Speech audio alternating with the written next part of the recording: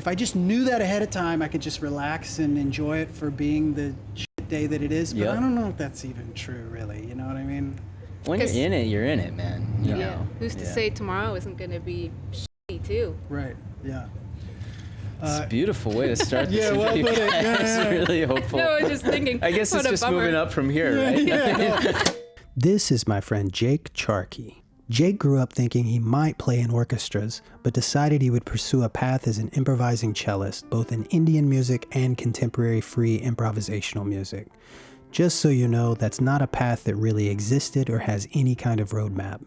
Jake went straight to the source and moved to India to study and perform, and while there, his fluency in 2 grand music traditions led him to record and perform with many of the most celebrated musicians in the country. His one-of-a-kind sound can be heard on the title theme song of Netflix's Sacred Games, Season 2 of MTV's Coke Studio, multiple episodes of MTV Unplugged, and in more than 100 Bollywood songs and soundtracks. We hung with Jake in Prospect Park's pavilion on what was the prettiest day of the year, and it ended up being a really special moment with some incredible music. Hope you enjoy.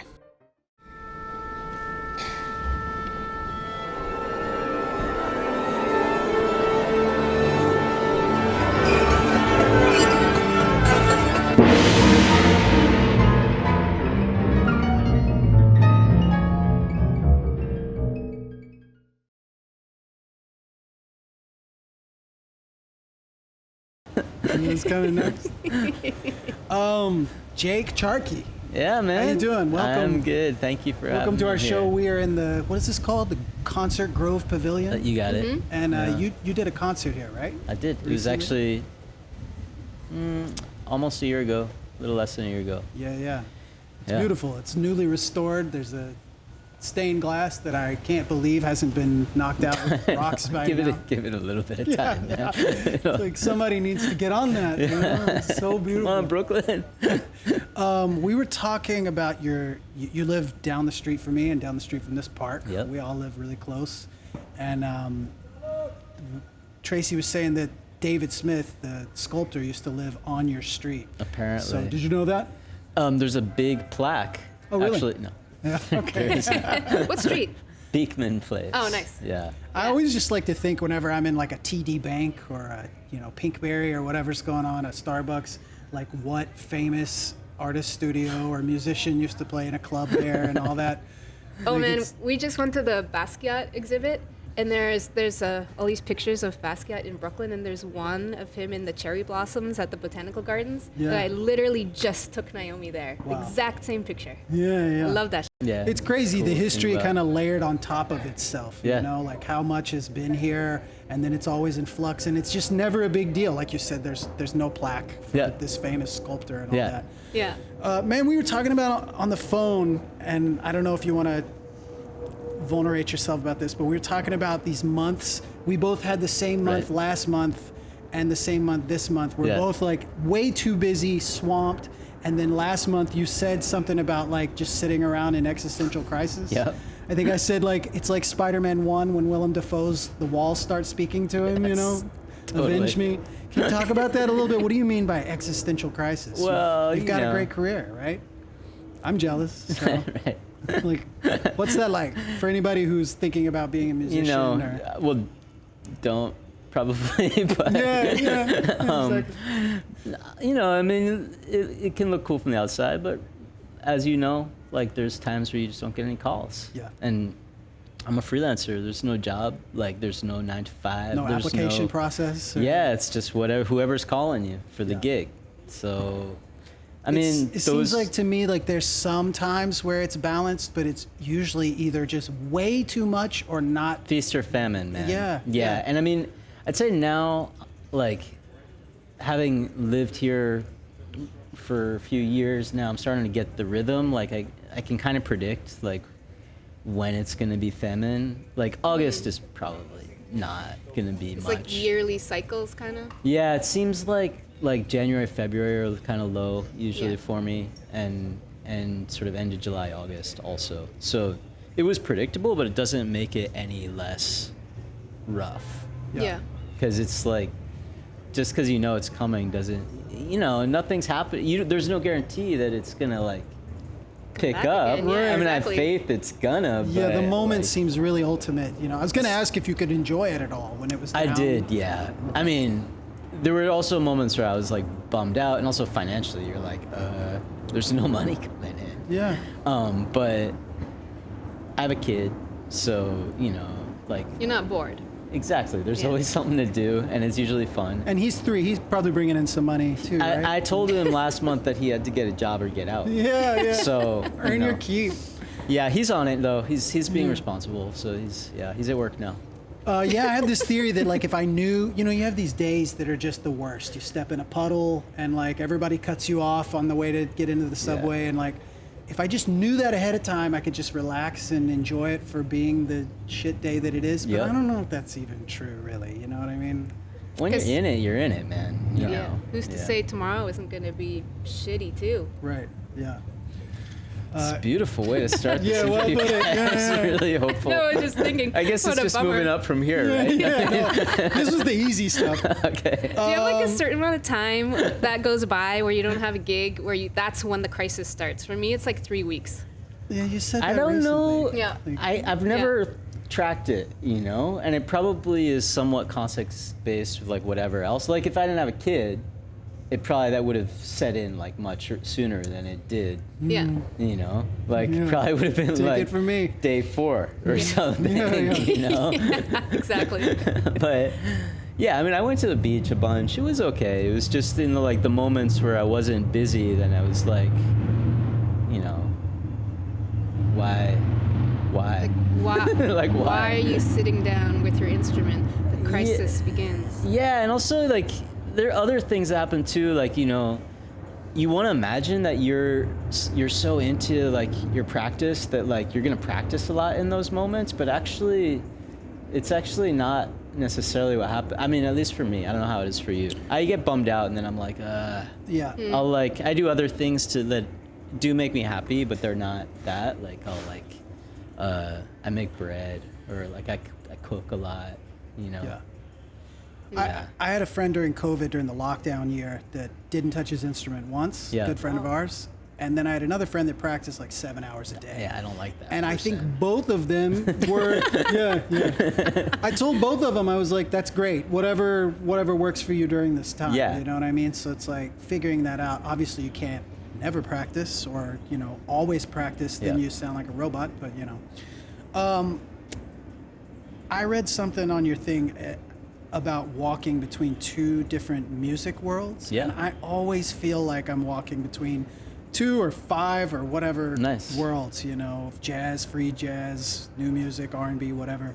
What's that like for you? It's becoming less schizophrenic, I would say, especially coming back to Brooklyn, where it's like everybody's doing that in some way or another. You know, I mean, Yeah. we're in America. People are moved between identities and languages and stuff. So, harder when I lived in India for me to navigate that, I would say. But now it's, yeah, I mean, it's pretty cool actually, like Right. fruitful, you know. I mean, now I'm in a place where I can kind of like draw from each in different ways, you know, and then also explore kind of where things rub up where they against meet. each other, which is a really interesting place. Yeah. What are your worlds? And I hate to put things into boxes and genres. No, let's put it in, I like, don't in a- believe it. Yeah. Exactly. But like, you know, just for anybody that doesn't know, like what kind of stuff do you do? All right, so I mean, I grew up playing Western classical music, played the cello. I was like fully trained to get an orchestra job. And then I got into Indian music, and eventually went and lived in India and studied for a long time. I was at Cal Arts studying Indian music. So I mean, those are kind of like the 2 main things, and then in between that, a bunch of free playing, mostly thanks to Cal Arts. Yeah. I would say that was. It's not required, but it's kind of It was, expected. even though like I wasn't in that, it's probably mostly what I did at Cal Arts more than anything else. I think I got my major was technically Indian music, but really I was doing quite a lot of just like playing free. What are your thoughts on having this kind of eclectic or diverse kind of music career versus, you know, guys that just do one thing, like a straight up, all I do is play Bach, or all I do is play bebop, or, you know, blues or whatever? Hats off to them, you know, I mean. I get jealous of them sometimes. Yeah, me too. It would be simpler. And also, like, sometimes I'm like, if I could just focus on one thing, think how much better I'd be, you know, but it just hasn't been who I am, you know. It was pretty clear relatively early on that I was destined for like a crooked path.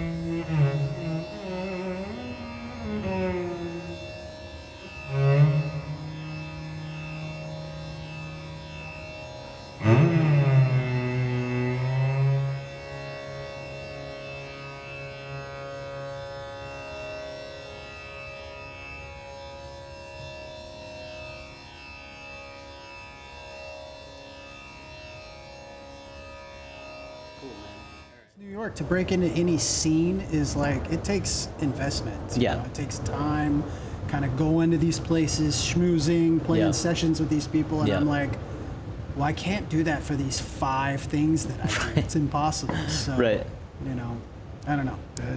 I'll let you know when I figure it out. Yeah, you know? please, just like Well, write it I down. also feel like there's a place for everybody in Brooklyn, in New York. Yeah. Yeah, I mean, we found each other. Right, here we are. This No, is when the I group. first moved here, I wasn't in the group, the peer group that worked for me. And then eventually, after a couple years, I was, and I'm, you know, the since been thriving. And I think anybody could live here and find that group.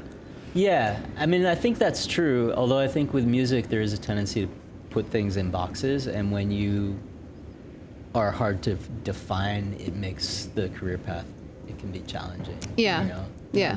Yeah. But musically, it's great because the things tend to really feed. I think they feed each other sometimes. Yeah, after a totally, certain man. point. Yeah, I agree Yeah. for sure. Like some Persian trill I was studying when I took 1 year to study Persian music. Yeah. And then like this trad jazz thing that they do, Lester Young, it's like the one taught me how to do the other. Yep. Which is really strange. I never would have thought to learn that, do the complete opposite sort of thing. Yeah. How do you balance this with like specifically like practicing, you know, reaching out when people aren't calling as much so you don't get too rusty in one area, etc. I mean, you kind of talked about that a little bit. Or is it like an intent thing, like, okay, I'm going to practice playing free today, I haven't had a free gig in a while or something? Or is it more like you just kind of let what gigs come tell you what to work on? Mostly that. Okay. I would say. There are moments where I'm just like, I just feel like playing this thing, and then I sit down and do it. There's like a long checklist of skills that are associated with the Indian music practice that I just like, usually if there's nothing else going on, I just need to polish, like I need to do that work, because yeah, it's a lot. It's not like, it's like soul crushingly a lot, man. It's crazy. Yeah, it's just because it goes on, and it's just once you get one thing, then it's like, and then the next million variations of that you have to master. And yeah, I mean, it's like a bunch of different things, and musical ones, physical ones. Actually, like this whole last year, I was on this like speed trip of just like trying to achieve speed that I had never gotten on my instrument. yeah. In terms of like my actual aesthetic and what I'm attracted to, probably the opposite of what I'm really about, but which is part of why I was like, I need to do this. Well, we went to Cal Arts at a time where, like, I don't know if you probably saw, but we had this like kind of saying we would say, which is choppy, like don't play choppy, like look away from it, you know, play like simple stuff. Don't try to be like a machine gun. Yeah, and a jazz musician or whatever. Which is beautiful, but it's nice to just know that you can too. Yeah. And like, Yeah, you know, exactly. throw down if you need to. Yeah, throw down. You know? How long were you in India? 6 years. When was that? So basically, like what, 2010-ish to 2016. And it's a big place. It is. So where were you? I was based in Bombay. Okay. Mumbai. Some people say Mumbai. Yeah. And Crazy question. What was it like? I mean, you know. You got off the airplane, stepped out of the airport. in a word, right? Yeah. One word. Yeah, it was, you know, one of the things that was challenging was coming back and having to deal with that question. Yeah. 'Cause I mean, I can tell you a lot of things about it, but I can't. It's almost impossible for me to convey it to somebody who hasn't been there. Like, there's a really different work ethic there. So, you know, for example, I did a bunch of these like MTV TV shoots where I was like the cellist, and there would be like a singer, and I'd be in the band for these shoots. And sounds like you had a great time. You know, it was fun. But those shoots like would last 20 hours. Nice. Oh I'd be my like God. 20 hours on set, and the way it would work, they'd be like, come at 9. And so, you know, I think the first time I came at 9, and then nobody was there, of course. And it took like 3 hours or 4 hours before anybody showed up. And I'm waiting around, where's everybody? And then, of course, the other musicians trickle in, and then it's probably another 8 hours or so until anything happens. Wow. And then like maybe another, again, like 5 hours before we even start shooting or anything. So, you know, I remember going into these things sometimes at 11 and coming out at 8 in the morning. Wow. That was pretty crazy. Do you think being there teaches something about the music that, like, for sure? Yeah, because, you know, every culture has music. It's universal, but they're all so different. Yeah. And you can take classes at Cal Arts for Indian music. Okay. It ain't the same. Yeah. And I mean, you could study because really, of the way they teach, or because of like soaking it up into your skin. Just I think it's that too. Yeah, it's the whole experience of being there. It's maybe it's like a hackneyed metaphor, but I do kind of think it's a lot like learning a language, and you know, you Immerse could yourself. Yeah, you could learn French here and probably learn it pretty well, but it just wouldn't be the same as if you went and lived in France for a few years. You know? You could become an expert in French grammar over here, and you still wouldn't have that thing of like having been there. It's like, you know, it's more than the music or the language or whatever. You know, it's like body language and just the vibe. You know, the smell of it. And then in terms of the teaching, you know, when I was studying, it wasn't just like learning. It was also, there was a lot of just hanging out. My teacher would take me with her on tour. She doesn't like airplanes, so we would take these really long train rides, you know, 14 hours on a train with her, and pack food, and like, and get to ask a lot of questions and hear a lot of stories. Was your teacher a cellist? No. Okay. There aren't any. Yeah. She's a violinist. She's like the violinist. She's really. She's What's like her name? Dr. N. Rajam. She's a legend. She's like, she's pretty heavy. And she, I mean, she comes from this dynasty of violinists too. So like her brother, older brother was a famous violinist. Her daughter is a great violinist. Her 2 granddaughters are great violinists. It's like, her niece is a great violinist who lives over here. They're a pretty serious musical family.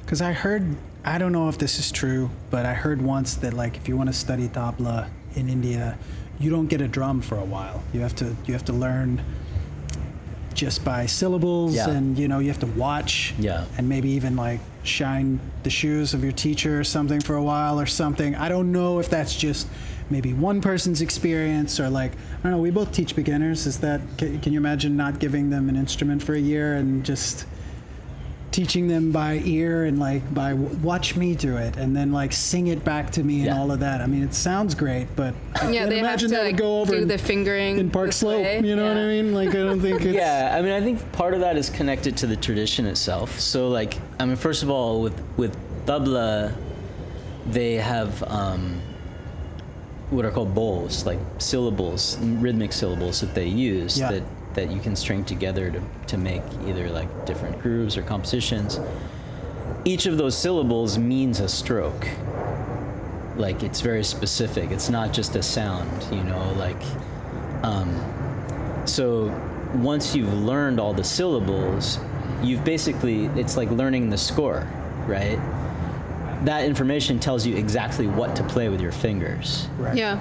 It's like, this is how you make da, this is how you make din, this is how you make ge, you know, cut, like all of these things. That's so great. It's pretty cool. To So- think about it, like, You don't have to learn all of this stuff right away necessarily. It really is more important to like learn the music part of it. And Yeah. in terms of the melodic side of the music, they really don't teach instruments that much.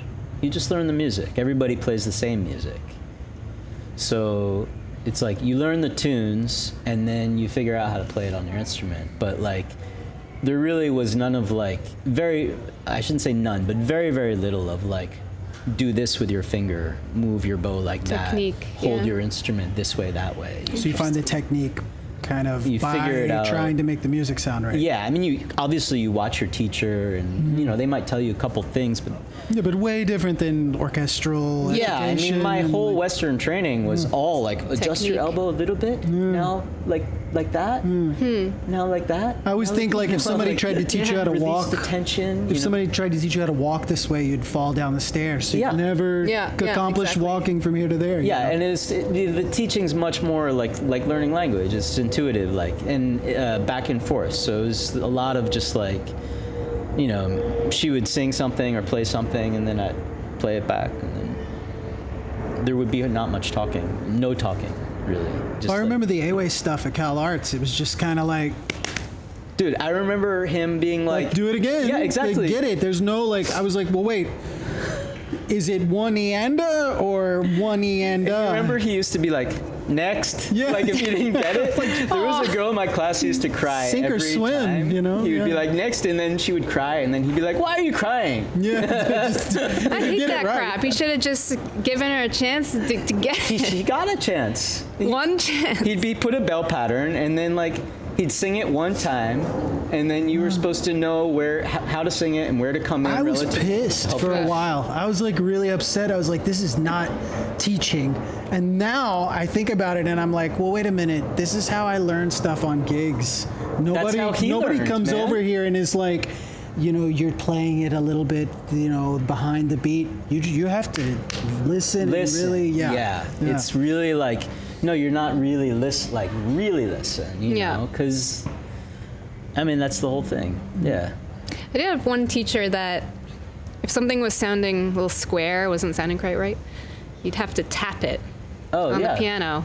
When did you ever to- sound oh. square, Kat? That's what I want to know. It I want to could- go it could back and happen. find that. Teacher also did something called splashing, where you would just like play, I don't know, whatever clusters of notes happen, but Yeah. in the shape and in the rhythm.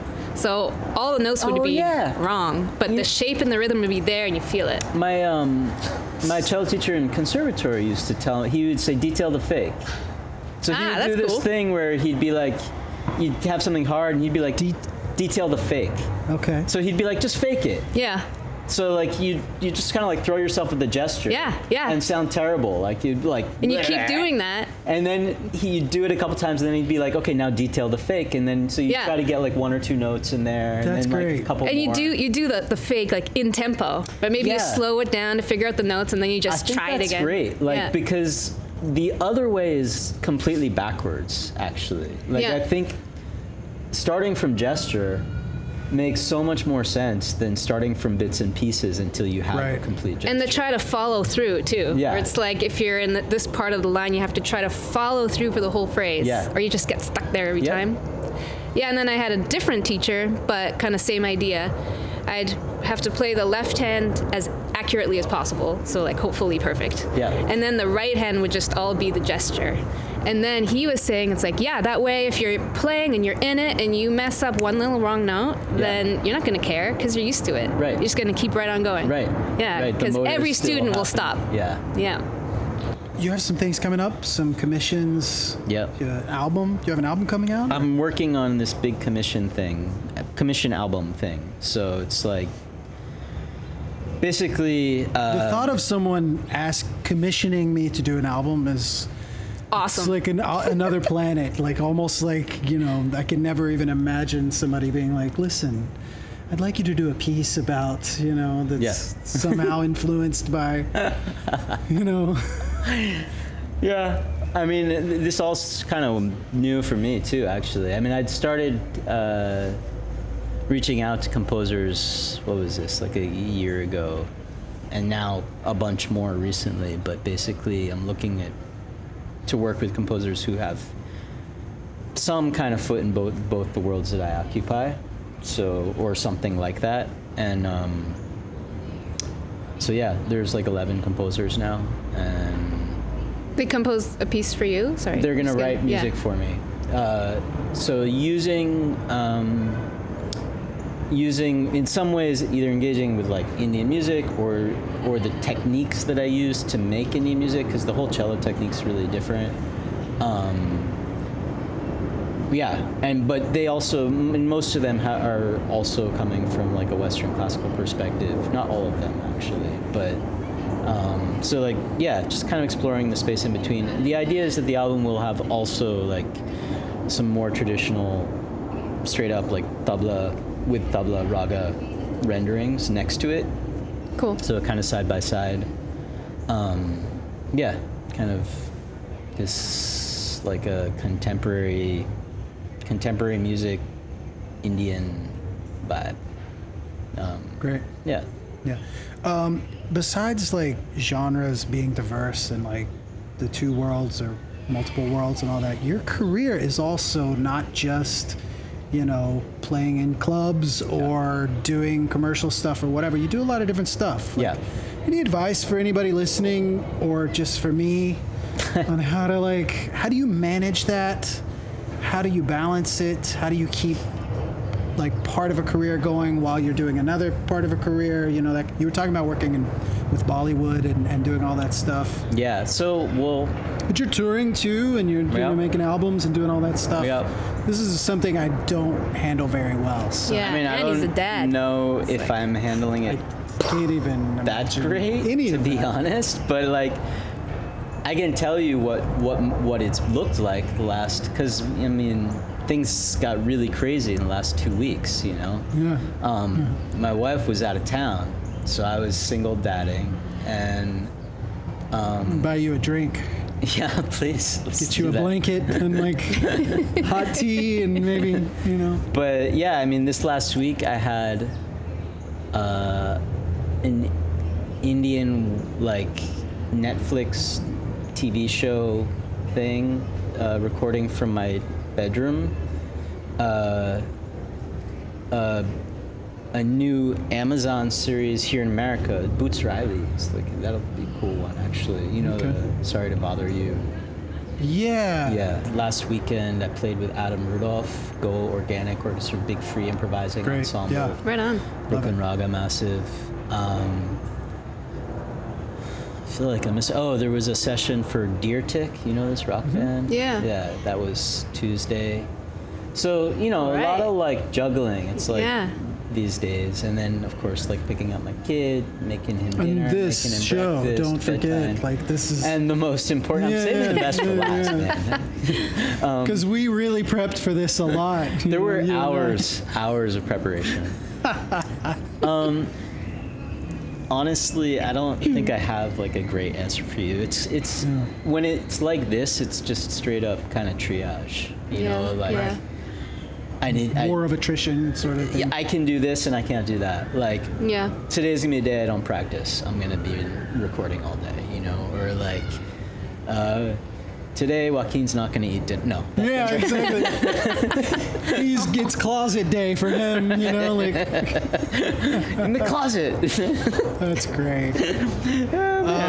No, I mean it's just He's got the glowing iPad. He's like, doors are shut. That's right. Child you want to Protective watch Services. another movie? Yeah, exactly. How about more screen time?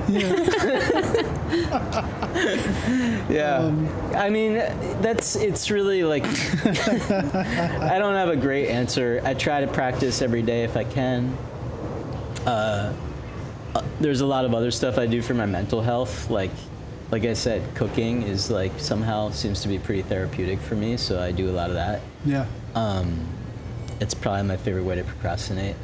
Yeah. It's not a bad one. It tastes good. Yeah, there's a lot worse things you can do, if it's such a tortured life, which obviously we're all very unhappy, why do we do it? Why? And we've asked a few people in this question, like, why we play music? You know, what? I mean, you know, if is it just that you couldn't not do it at some point, or? I think that definitely that needs to be part of it, or else it's like, what are you doing? Right. You know? And it's been, you know, because, you know, like I grew up, my dad's a musician, so like, you know, I grew up sort of taking it for granted that I'd be a musician. Yeah.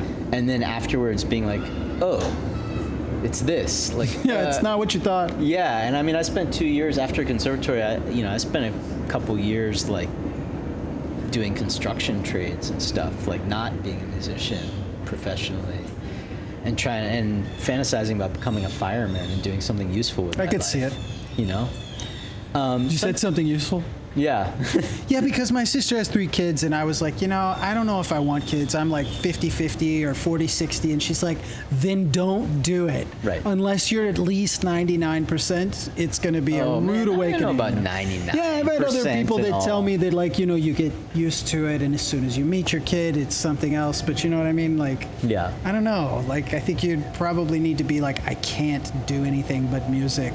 Right. You know? Yeah, I mean, at this point, that's true by default. Like, I've gotten to a certain age where it's like... You're not going to law school? Start all over again, yeah. This is like my best chance to pay my bills, right. This is what it's going to be. Yeah, yeah. Get into poker or something. Yeah. I mean, I've asked myself this question before. If nothing else, I think I've led a pretty interesting life up till now, and that's pretty valuable. Like, I don't know if I'd be able to say that if I'd made a different choice along the way.